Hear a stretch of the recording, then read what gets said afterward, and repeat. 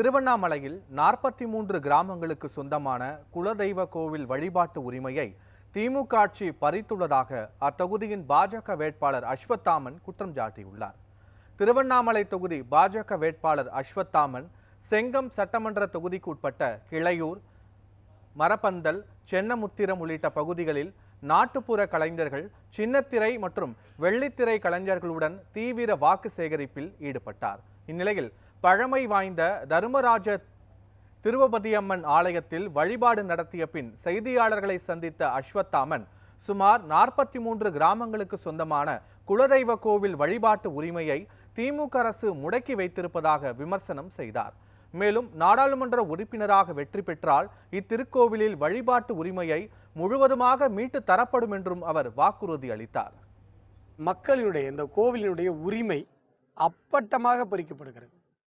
43 கிராமத்துக்கு சொந்தமான ஒரு குலதெய்வ கோவில், ஆனால் தன்னுடைய சொந்த நிலத்தில் ஒரு காம்பவுண்ட் அவங்களால போட முடியல.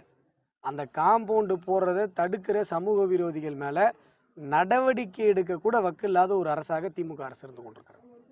இந்த கோவிலை ஆக்கிரமிக்க வேண்டும் என்றும், இந்த கோவிலினுடைய சொத்துக்களை அபகரிக்க வேண்டும் என்றும் ஒரு கொள்ளை கூட்டம், அரசு தான் அந்த கொள்ளை கூட்டமாகவே இருக்கிறது. நூற்றுக்கணக்கான கோவில்கள் இடிக்கப்பட்டிருக்கு. அதே மாதிரி பல இடங்களில் இந்த மாதிரியான பிரச்சனைகள் தூண்டப்பட்டு குலதெய்வ வழிபாடு